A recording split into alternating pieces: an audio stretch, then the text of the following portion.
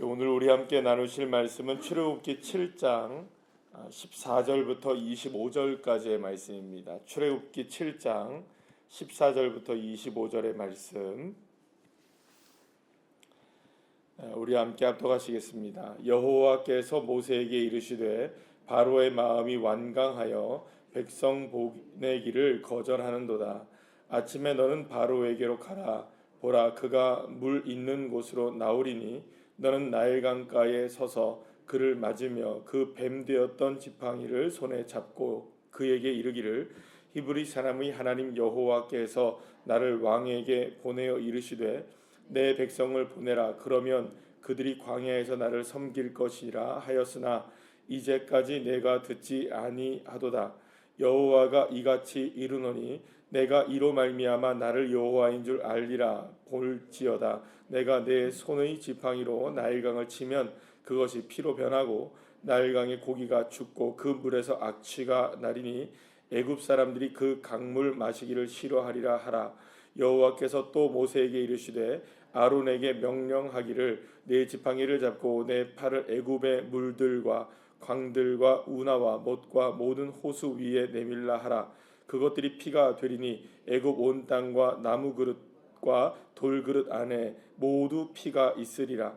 모세와 아론이 여호와께서 명령하신 대로 행하여 바로와 그의 신하의 목전에서 지팡이를 들어 나일강을 치니 그 물이 다 피로 변하고 나일강의 고기가 죽고 그 물에서 악취가 나니 애굽 사람들이 나일강 물을 마시지 못하며 애굽 온 땅에 피가 있으나 애굽 요술사들도 자기들의 요술로 그와 같이 행함으로 바로의 마음이 완악하여 그들의 말을 듣지 아니하니 여호와의 말씀과 같더라. 바로가 돌이켜 궁으로 돌아가고 그 일에 관심을 가지지도 아니하였고 애굽 사람들은 나일강 물을 마실 수 없으므로 나일강가를 두루 파서 마실 물을 고하였더라. 여호와께서 나일강을 치신 후 이레가 지나니라. 아멘. 할렐루야. 오늘 이제 본문 말씀을 보게 되면 드디어 이제 출애굽을 향한 첫 번째 관문이죠. 10가지 재앙 가운데 첫 번째 재앙이 펼쳐지게 되는 것을 보게 됩니다. 자, 그런데 그 전에 있었던 이야기를 조금만 이제 정리를 저희들이 좀 해야 되잖아요. 좀 시간이 좀 지났기 때문에 정리를 하자면 그런 많은 일들이 벌어지진 않았습니다. 모세가 아론과 함께 바로 앞에 섰을 때 어떤 일이 일어나게 되었는지, 또 모세가 자신들의 형제, 그 전이죠, 그 형제들, 그러니까 말하자면 이스라엘 백성들 앞에서 어떻게 이제 지지를 받게 되었는지에 대한 부분들이 이제 나오게 됩니다. 자, 그런데 어쨌든 간에 이런 이제 이 일들이 이제 쭉 이루어지게 되면서 모세는 처음에 바로 앞에 서는 것을 굉장히 싫어하고 두려워하게 되었습니다. 왜냐하면 첫 번째는 이제 어떤 의미냐면은 어떤 뜻이 있었냐면 모세에게는 어떤 마음이 있었냐면 이제 와서 이제 자기를 그 지도자로 세운다는 것이 가당치가 않다는 거죠. 이미 40년이 지났던 마음에, 그러니까 40년 전에는 어떤 마음이 있었습니까? 모세에게도 이스라엘의 지도자로서 자기가 세워진 것이 아닌가라는 생각을 했습니까? 안 했습니까? 은연중에 자기가 그렇게 했었죠. 왜냐하면 그때는 애굽의 왕자의 신분이었기도 했고 자신의 출신이 히브리 사람이라는 걸 알았기 때문에 나름대로는 자기가 그 애굽에 살아가고 있지만 히브리 사람의 어떤 그 지도자의 역할을 감당하고 있다고 스스로 생각했을 때에는 하나님 앞에 쓰임을 받지 못했던 것이죠. 근데 이제 와서 자신이 쓰임 받는 것에 대해서는 거부감이 들 수밖에 없는 겁니다. 40년이 지난 상황이니까 말이죠. 자, 그런데 또 두 번째는 뭐냐면 이 일이 아무리 하나님이 이렇게 말씀하신다 할지라도 이스라엘 백성들뿐만 아니라 이 바로의 애굽의 바로가 과연 이 일을 허락할 것인가라는 것을 생각해 보면 사실은 이게 만만치가 않은 일이라는 거죠. 게다가 지금 40년이라는 세월이 지났지만 애굽에서 본다면은 모세는 여전히 살인자죠. 그러니까 이제 범법자라는 겁니다. 그러니까 범죄자라는 거죠. 시간이 지나서 뭐 요즘 말로 얘기하면 공소시효가 지났다고 하지만 그럼에도 불구하고 자신이 떳떳하지 못한 것이 있기 때문에 여러 가지 측면에 있어서 이 모세가 멈칫할 수밖에 없는 그런 상황이었던 겁니다. 두렵기도 했었을 것이고요. 그래서 하나님은 모세에게 세 가지 이제 그 기적을 이야기해 주십니다. 첫 번째는 지팡이가 뱀이 되게 하는 것이고, 두 번째는 어떤 기적입니까? 그 손을 뺐다가 넣었다 하면 이제 그 나병이 났다가 안 났다가, 그 다음에 하나님께서 예비해 놓으셨던 세 번째 기적은 물에 대한 기적이었죠. 그래서 이 물이 변하게 될 것이다라는 것을 이야기하는데, 그게 마치 이제 첫 번째 재앙으로 이어지게 되는 장면이 오늘의 장면이 되어지게 됩니다. 자, 어쨌든 이제 바로 앞에 서게 된 이 그 모세와 아론에 의해서 이런 그 지팡이가 뱀이 되고 또 다시 뱀이 지팡이게 되는 이런 기적이 일어났지만 뭐 그 바로의 요술사들, 마술사들도 똑같은 그 일을 합니까, 안 합니까? 똑같이 합니다. 그러나 이제 모세의 지팡이가로 변해졌던 이 뱀이 다 뭘 삼켜버립니까? 이 바로의 요술사들이 만든 뱀들을 다 삼켜버리게 돼서 그것들이 전부 다 무용지물이라는 것을 하나님이 보여는 주시지만, 바로의 입장에서 생각해 본다면 뭐 저거는 아무나 할 수 있는 일이지 특별한 요술이 아니다, 기적이 아니다라고 생각을 했던 겁니다. 자, 그래서 이제 마음이 계속해서 완악해지는 거죠. 완악해지고 완강해진다는 오늘 표현이 나오게 되는데, 이 바로는 모세의 하는 이야기를 들어줄 이유가 없다고 계속 생각하고 있는 거예요. 이미 이제 그 이야기를 하게 되었을 때에 여러 가지 측면에서 이미 거부를 했고, 오히려 여러분들 이런 일들을 통하여서 이제 그 누구만 더 어려워지는 상황이 됐습니까? 이스라엘 백성들만 더 많은 고역을 하게 되는 일이 벌어졌기 때문에 이스라엘 백성들에게서조차도 뭐랄까요, 이제 모세가 지지를 받지 못하게 되는 이런 상황이 펼쳐지게 되면서 오히려 바로는 훨씬 더 뭐랄까요, 거부할 수 있는 동력을 얻게 된 것이죠. 첫 번째 재앙이 펼쳐질 때도 똑같습니다. 오늘 본문에서 여러분들 보게 되면 이래저래 이제 펼쳐지게 된 다음에 첫 번째 재앙이었던 나일 강물이 이제 물이 이제 변하여 뭐가 됩니까? 피로 변하게 되는 이런 그 재앙이 일어나게 되었음에도 불구하고 23절 말씀에 보면 이런 말씀이 나옵니다. 바로가 돌이켜 궁으로 들어가고 그 일에 관심을 가지지 아니했다라는 표현이 나옵니다. 그러니까 지금 나일강의 물뿐만 아니라 모든 물들이 다 뭐로 변합니까? 심지어는 그릇에 있는 물들조차도 다 피로 변하게 되는 어마어마한 일이 벌어졌음에도 불구하고 이 바로는 어떤 모습을 취합니까? 어떤 액션을 취합니까? 나는 이거 관심이 없다. 아무리 이런다 할지라도 이스라엘 백성들이 그 광야에 나가서 하나님을 예배하는 일을 허락할 수 있다 없다? 허락할 수 없다는 기존의 이런 그 마음을 변하지 않게 되는, 계속해서 그 마음을 굳히고 있는 이런 모습을 보게 됩니다. 자, 그런데 여러분들 이 장면을 우리가 보게 되면 또한 이런 이야기가 나옵니다. 오늘도 보면 22절에 보면 애굽의 요술사들도 물을 뭐로 변하게 합니까? 피로 변하게 하는 이런 일들을 똑같이 해요.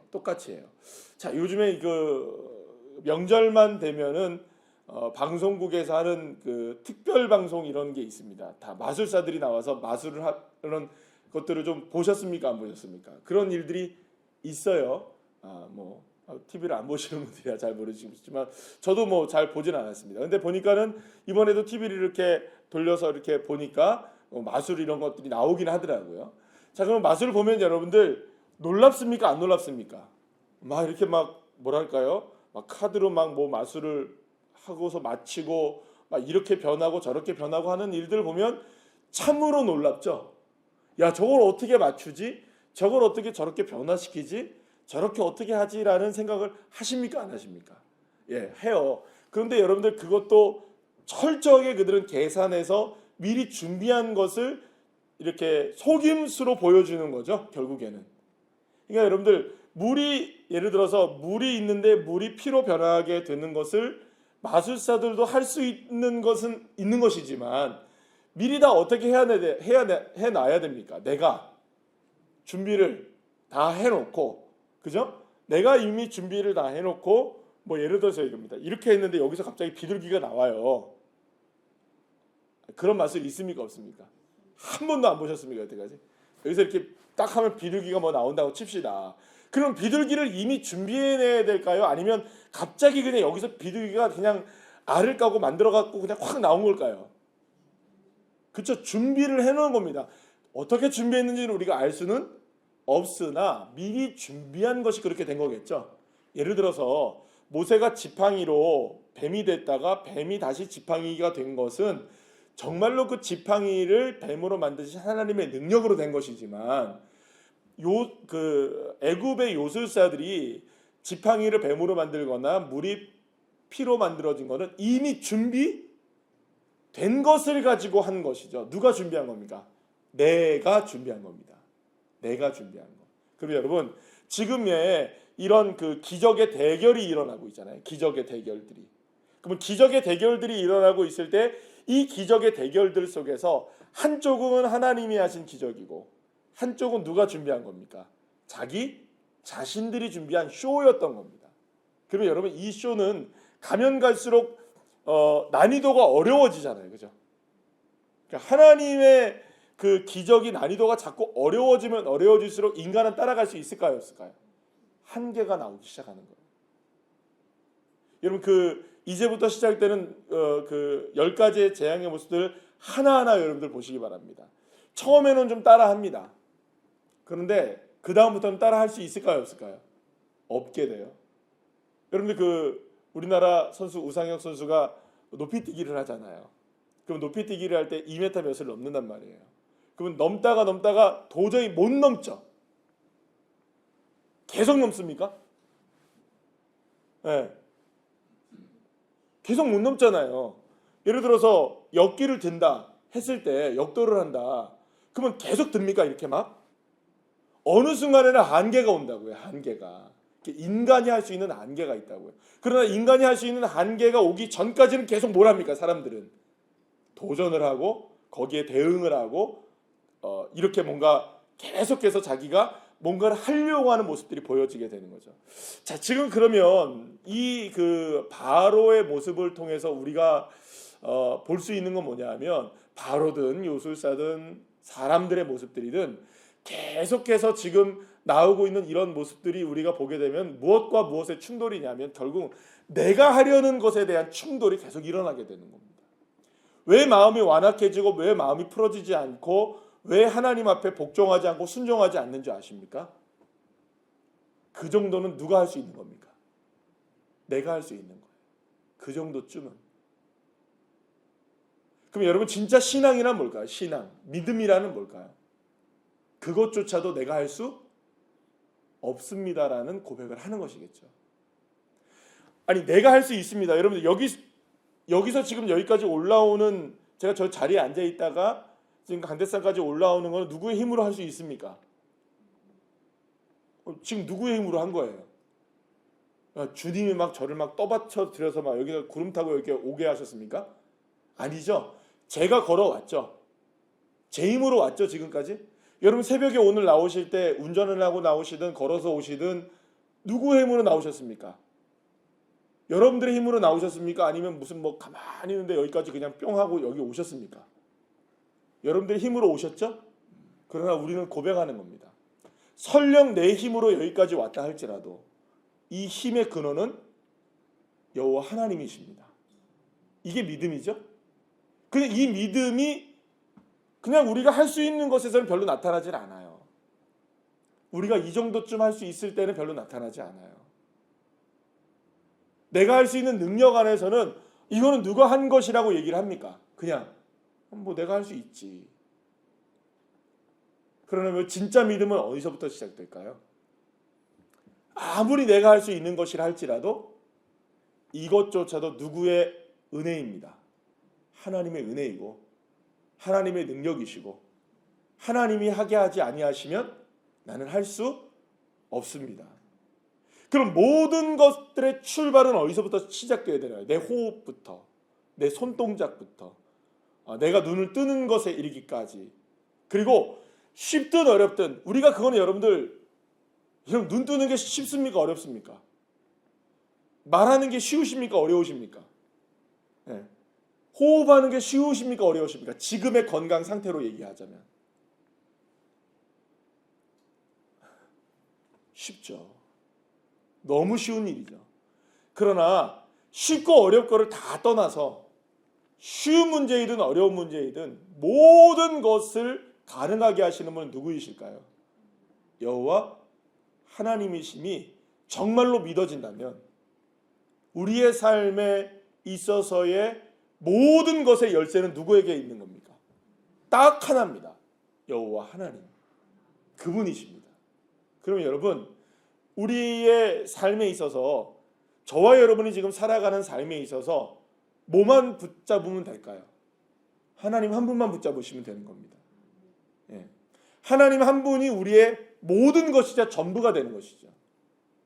그분이 우리의 삶에 역사하지 아니하시면 여러분 그 쉬운 눈 뜨는 것도, 그 쉬운 말하는 것도, 호흡하는 것도, 손을 까딱까딱 하는 것도 가능할까요? 안 가능할까요? 이게 불가능한 일이 되는 거죠. 그럼 결국에는 우리가 지금은 내가 할 수 있으니 뭐 이거는 뭐 괜찮아 라고 하는 것에 이르기서부터 이건 도저히 불가능해. 그러면 여러분 가능함과 불가능함을 대하는 우리의 태도는 사실 어떻습니까? 가능한 일에서는 여러분 절실하십니까? 불가능한 일에서는 절실해지죠. 그렇죠? 불가능한 일에는 절실해져요, 여러분들. 우리가 가능한 일에는 절실하지가 않습니다. 왜냐하면 그거는 누가 할 수 있으니까. 내가 할 수 있으니까. 그러나 여러분 가능한 일이든 불가능한 일이든 하나님을 대하는 태도는 동일하셔야 합니다. 이게 우리의 믿음인 거죠. 그럼 여러분 우리의 삶에 있어서 처음부터 마지막까지 딱 하나 남는 것, 하나는 딱 하나가 남는 거죠. 주 여호와 하나님, 예수 그리스도의 은혜, 성령님의 임재하심, 이 삼위일체 하나님 그 한 분만이 우리에게 남게 되는 것입니다.